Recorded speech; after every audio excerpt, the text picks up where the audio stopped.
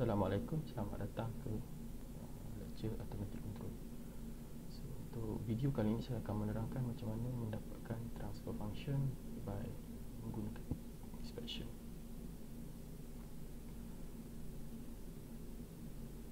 Untuk mendapatkan transfer function daripada satu mechanical translation system, kita bayangkan kita ada satu single degree of freedom system dengan mass M, ada input force dan attach pada satu spring dan satu damper.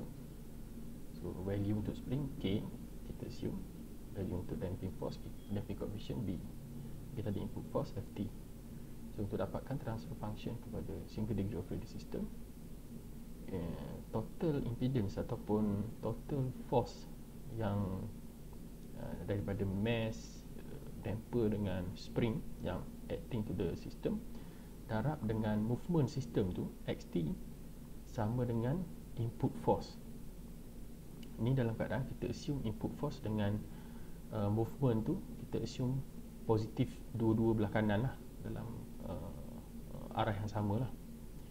So total kat sini kita ada mass S square, kita buat dalam bentuk frequency domain plus BS plus K darab dengan XT sama dengan input kita ialah Fs.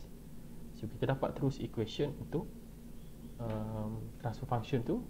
Kita just rearrange output divide by yang ni S yang atas pun S. So transfer function dia akan jadi output divide by input equal to 1 over ms squared plus bs plus k. So kita terus dapat transfer function untuk single degree of freedom system.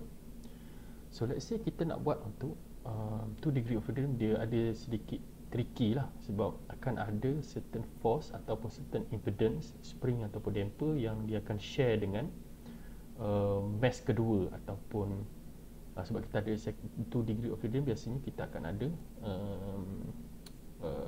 dua mass lah. So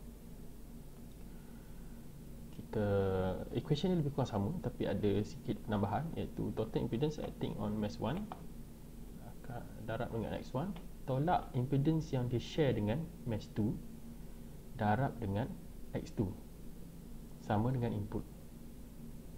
Okay, kalau tak ada input, input sama dengan kosong lah, right? So kita perlukan satu lagi equation, sebab ni 2 degree of freedom, kena ada dua equation. So ni equation pertama. Equation kedua pun lebih kurang sama formula dia, cuma kali ni kita buat minus impedance yang share dengan mass 2, mass 1. Kita consider dekat mass 2 sekarang ni,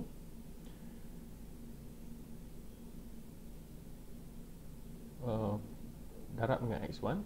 So sekarang kita plus total impedance acting on total impedance yang bertindak ke atas mass 2 sama dengan input. So kalau kat sini kita boleh tengok bahawa dekat sistem ni, kedua-dua equation ni kita akan consider total impedance. Kalau kita consider mass 1, kita akan buat total impedance darab dengan x1 minus impedance yang share dengan x2. Dan kalau kita consider mass 2, kita akan buat share impedance yang di share dengan mass 1 tu darab dengan x1, total impedance darab dengan x2. Right, so katakanlah kita ada kita tengok contoh lah macam mana nak gunakan equation ni.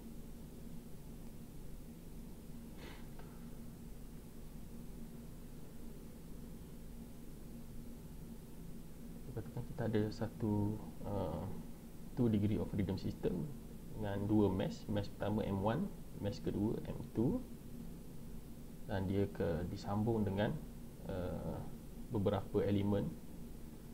So dia ada mass 1 ada dua spring dan satu damper, mass 2 ada dua damper dan satu spring.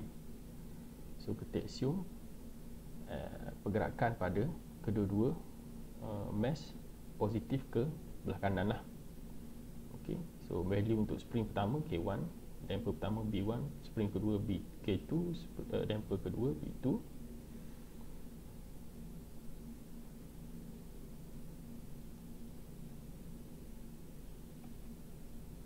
So untuk dapatkan equation pertama, kita analyse dekat M1.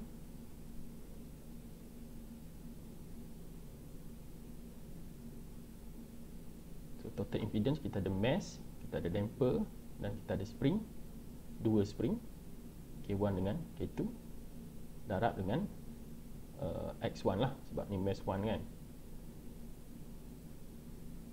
minus impedance yang share dengan X2, M2. Dalam kes ni kita ada satu damper dan satu spring yang di share dekat tengah-tengah tu, B1 dengan K2. X2 equal to input, dalam kes ni kosong lah sebab mass 1 tak ada input. Let's say kita assume input tu dekat M2, right? So input tu pun ke belah kanan lah, positif. So untuk dapatkan equation kedua kan, so untuk dapatkan equation kedua, kita analyse pula dekat mass 2, mass yang kedua tu, M2. So total impedance yang shared, yang dia kongsi dengan mass 1 ialah damper dengan spring B1 dengan K2 darab dengan X1, minus lah sebab ni equation kedua. Kalau kita perasan, terms kedua-duanya yang dia share tu sama, mesti sama lah sebab dia sama-sama share kan. So plus dengan total impedance dekat mass 2, so kita ada mass tu sendiri, dua damper B1 dengan B2 darab dengan S lah sebab kedua-duanya velocity kan, plus K2, tak ada tu satu je spring, yang ni darab dengan X2 equal to input. So input kat sini adalah Fs. Kita dapat terus dua equation untuk diselesaikan. So kalau kita nak cari relationship X1, so kita cari X1 lah. Kalau kita nak cari X2, kita selesaikan X2. So mana-mana mathematical analysis boleh digunakan ataupun mathematical equation boleh digunakan. Biasanya kalau dalam lecture kelas saya akan gunakan Cramer rules lah. Okay, Cramer rules. Tapi untuk solve equation ni saya tak kisah, korang boleh guna apa-apa kaedah lah yang sesuai. As long as you show awak tunjukkan jalan kira macam mana, so kita terima lah, right? So contoh kat sini kita boleh guna Cramer rule lah. So untuk mathematical tu mungkin kita akan sambung dalam video yang akan datang. Okay, so terima kasih, jumpa lagi.